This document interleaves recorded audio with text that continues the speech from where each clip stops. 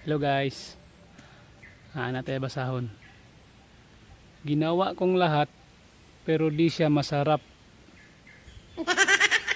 Patay. Nagidi laki nga way lami.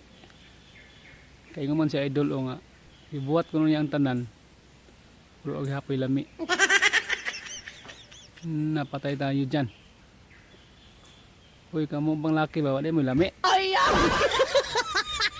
Ano ba na? Ibuhat na niya tanan oh. Grabe maulam mo sa taan eh.